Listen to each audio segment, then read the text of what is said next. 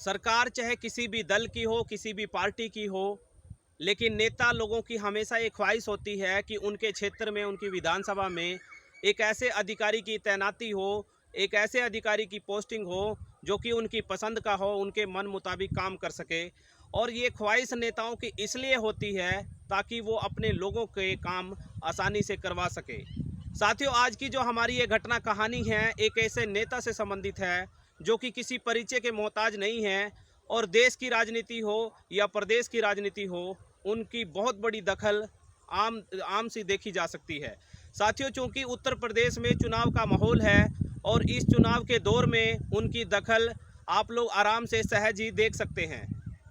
नमस्कार साथियों, मैं हूं आपका अपना सुशील कश्यप हरियाणा से, और आप सब साथियों का स्वागत है मेरी एक और नई वीडियो में जो कि आधारित है एक सच्ची घटना पर। और साथियों, आप लोगों को बताता चलूं कि सच्ची घटना के आधार पर बनाई गई ये कहानियों का सिलसिला बदस्तूर जारी है, और उसी कड़ी में मैं हाजिर हूं आप सबके समक्ष एक और वीडियो के साथ जो कि आधारित है एक सच्ची घटना पर। और साथियों, अपनी घटना और कहानी सुनाना शुरू करूं उससे पहले मैं आपको लेकर के चलूँगा उस दौर में जब नेताजी मुलायम सिंह यादव दूसरी बार उत्तर प्रदेश के मुख्यमंत्री बने थे। साथियों, ये दौर था 4 दिसंबर 1993 का,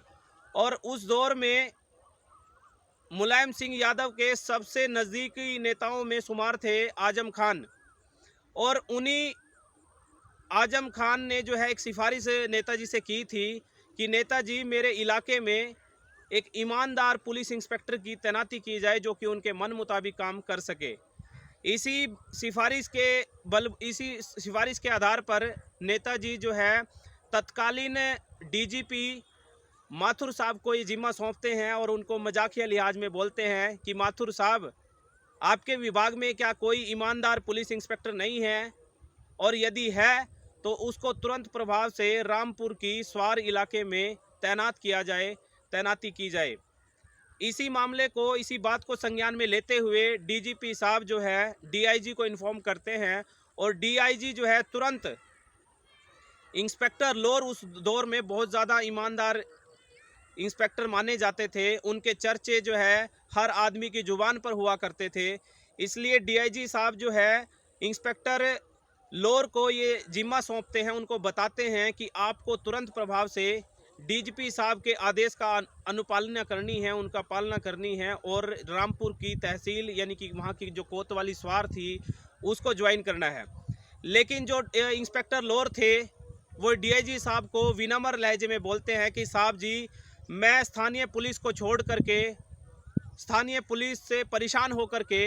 पीटीएस यानी कि पुलिस ट्रेनिंग सेंटर में ज्वाइन किया है, और मेरी आपसे आग्रह है, मेरी आपसे निवेदन है कि मुझे यहाँ से बदली करके, ट्रांसफ़र करके कहीं और ना भेजा जाए। लेकिन डीआईजी साहब ये कहते हुए उनकी इस बात को, उनकी एक रिक्वेस्ट को रिजेक्ट कर देते हैं, निरस्त कर देते हैं कि ये उनका आदेश नहीं है, बल्कि स्वयं डीजीपी साहब ने आपको ये करने के लिए बोला है, इसकी अनुपालना आपको करनी पड़ेगी, क्योंकि डीजीपी साहब को भी ये आदेश किसी और ने नहीं बल्कि प्रदेश के मुख्यमंत्री मान सम्मान के योग मुलायम सिंह यादव ने दिया है।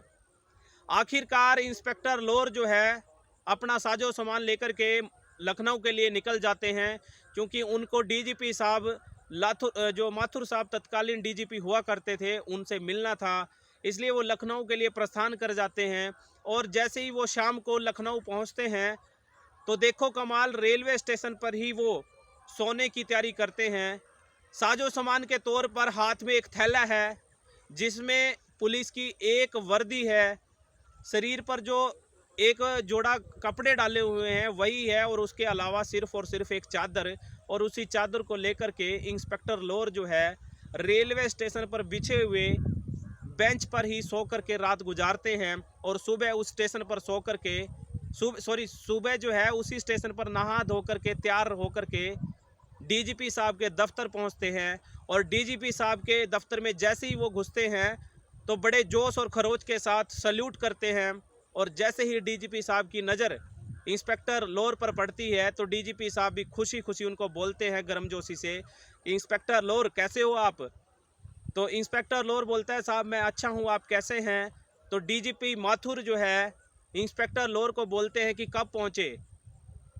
तो इंस्पेक्टर लोर बोलते हैं, साहब जी मैं रात ही पहुँच गया था। तो इस पर जो डीजीपी महोदय होते हैं वो इंस्पेक्टर लोअर को बोलते हैं कहाँ रुके थे। तो इंस्पेक्टर लोअर बोलता है कि साहब जी मैं रेलवे स्टेशन पर जो बेंच बिछे होते हैं अपनी चादर ओढ़ करके वहीं पे लेटा था, वहीं पे सोया था और सुबह वहीं पर नहा करके आपके दफ्तर पहुंचा हूं। डीजीपी माथुर जो है ये सारी बात कहानी सुन करके इंस्पेक्टर लोअर की तारीफ करने लगते हैं, हौसला अफजाई करने लगते हैं और आश्चर्यचकित रह जाते हैं, क्योंकि वो एक पुलिस इंस्पेक्टर थे और जो डीजीपी महोदय थे वो इंस्पेक्टर लोअर को ये भी बोलते हैं कि तुम एक पुलिस इंस्पेक्टर हो, यदि किसी भी होटल कर्मचारी अधिकारी को ओनर को बोलते तो कोई भी व्यक्ति तुम्हारे लिए रहने खाने की व्यवस्था कर सकता था, लेकिन मैं तुम्हारी ईमानदारी को देख करके बहुत ज़्यादा खुश हूँ, लेकिन ये भी जानना चाहता हूँ कि तुमने ऐसा क्यों किया। तो इंस्पेक्टर लोअर बोलता है कि साहब जी यदि मैं किसी होटल वाले को ये बोल देता तो यकीनन वो मेरे लिए रहने खाने की व्यवस्था कर देता, लेकिन यदि इन भविष्य में यदि मुझे उसके ऊपर कानूनी कार्रवाई करनी पड़ती तो मैं उसके एहसान के तले दब जाता और चाहकर भी उसके ऊपर कानूनी कार्रवाई नहीं कर पाता। उनकी इस ईमानदारी की पेशकश को देख करके, ईमानदारी की मिसाल को देख करके डीजीपी महोदय उनके पीठ थपथपाते हैं और उनको तुरंत रामपुर की सवार कोतवाली को ज्वाइन करने का हुक्म देते हैं, फरमान जारी करते हैं, क्योंकि ये आदेश किसी और ने नहीं बल्कि खुद मुख्यमंत्री महोदय ने जारी किया था। अगले ही दिन इंस्पेक्टर लोअर जो है रामपुर की सवार कोतवाली को ज्वाइन करते हैं और पहले ही दिन एक नेताजी सफ़ेद कुर्ते पजामे में ब्लैक जो है जैकेट पहन करके थाने में पहुंच जाते हैं और तमाम पुलिस कर्मचारियों को मिठाई के डिब्बे बांटने लगते हैं। लेकिन इंस्पेक्टर माथुर समझ नहीं पा रहे थे कि ये महाशय हैं कौन। एक पुलिस कर्मचारी जो है इंस्पेक्टर माथुर को बताता है, नहीं सॉरी इंस्पेक्टर लोअर को बताता है कि साहब ये शहर का चेयरमैन है और इसकी पूरी सरकार में तूती बोलती है। कुछ ही समय बाद जो है एक व्यक्ति बड़ा हांफता हुआ डरा सहमा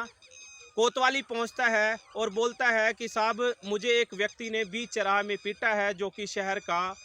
चेयरमैन है और चुनाव के सिलसिले में रंजिशन उसने मेरी पिटाई की है। चुनाव का दौर चल रहा था। इंस्पेक्टर लोअर को ये भी जानकारी मिलती है कि चेयरमैन के खिलाफ पहले से ही 307 का मुकदमा लंबित है, जिस पर अभी तक कोई भी कार्रवाई अमल में नहीं लाई गई। ये सब सुन करके देख करके इंस्पेक्टर लोअर जो है उस व्यक्ति को अपनी गाड़ी में बैठा करके तमाम पुलिस कर्मचारियों के साथ उस चेयरमैन के पास पहुंचता है और बीच बाजार में ही उस चेयरमैन के हाथों में हथकड़ी लगा देता है। लेकिन लोग जो है देख रहे हैं, चारों तरफ हड़कंप मच गया है और छोटे बड़े अधिकारी जो है थाने में हाजिरी लगाने पहुंचने लगते हैं, क्योंकि वो जो नेता था कोई मामूली नेता नहीं बल्कि प्रदेश में एक अपनी अलग पहचान रखने वाले आजम खान का खासम खास था, बहुत करीबी था। इसलिए जो है तमाम आला अधिकारी इंस्पेक्टर लोअर को सिफारिश करने लगते हैं। इवन वहाँ के जो एसएसपी साहब थे, वरिष्ठ अधिकारी थे, वो भी फ़ोन कॉल करके खुद वहाँ पर थाने में पहुँच करके इंस्पेक्टर लोअर को बोलने लगते हैं कि ये तुमने क्या किया। लेकिन इंस्पेक्टर लोअर जो है बहुत ज़्यादा ईमानदार व्यक्ति थे, ईमानदार अधिकारी थे और वो बेखौफ निडर उनके हाथ में हथकड़ी लगा करके बीच बाजार में उनको घसीटते हुए लेकर के गए। और जो वो मंजर था, जो दृश्य था, एक फिल्मी दृश्य से बिल्कुल भी रत्ती भर भी कम नहीं था, क्योंकि आगे आगे इंस्पेक्टर लोअर हथकड़ी लगा करके उस नेता को ले जा रहे हैं, पीछे पीछे जो है तमाम पुलिस कर्मचारी जिप्सी में बैठ करके चल रहे हैं और जो लोग हैं आस पड़ोस में, गांव गली में या फिर शहर के जो इलाके में जो लोग थे वो तमाशहीन बने देख रहे हैं। चारों तरफ चर्चा का विषय है। तमाम इलेक्ट्रॉनिक मीडिया कहिए या फिर जो जितने भी टीवी चैनल थे, सोशल मीडिया था, सब जगह जो है इंस्पेक्टर लोअर की तारीफ़ों के कसीदे पढ़े जा रहे हैं और चारों तरफ पुलिस के महकमे में हड़कंप मचा हुआ है, क्योंकि ये जो कारनामा इंस्पेक्टर लोअर ने किया है वो कारनामा करना तो बहुत दूर की बात, अधिकारी करने की सोच भी नहीं सकते थे, क्योंकि वो जो नेता था वो बहुत बड़े नेता आजम खान का खासम खास था और प्रदेश में समाजवादी पार्टी की सरकार थी और मुखिया के तौर पर मुख्यमंत्री का जो कार्यभार था वो मुलायम सिंह यादव के कंधों पर था। तो साथियों, फिर डीजीपी महोदय उस इंस्पेक्टर लोअर को अपने कक्ष में, अपने दफ्तर में लखनऊ बुलाते हैं और जैसे ही इंस्पेक्टर लोअर जो है जोश खरोश से फिर सैल्यूट करता है और डीजीपी साहब इंस्पेक्टर लोर की पीठ थपथपाते हैं और कहते हैं, इंस्पेक्टर लोर तुम वाकई में सही कहा करते थे कि साहब रामपुर जहां आप मुझे ये तैनात करने जा रहे हो वो मेरे लायक नहीं है, मेरे मन मुताबिक नहीं है, इसलिए हम आपकी जो बदली है वो वहाँ से हटा करके कहीं और कर रहे हैं, क्योंकि वो सच में आपके लायक नहीं है, आपकी काबिल नहीं है। तो साथियों, इस तरीके से आपने देखा सुना कि इंस्पेक्टर लोर कितने ईमानदार व्यक्ति थे, अपने काम के प्रति कितने सजग थे, कितने सरल स्वभाव के वो धनी थे। आजकल जो है हमारे देश प्रदेश में इस तरीके के जो कर्मचारी हैं, अधिकारी हैं, बहुत कम देखने को मिलते हैं, और हम भी सल्यूट करते हैं ऐसे ईमानदार इंस्पेक्टर की, क्योंकि ऐसे जो इंस्पेक्टर हैं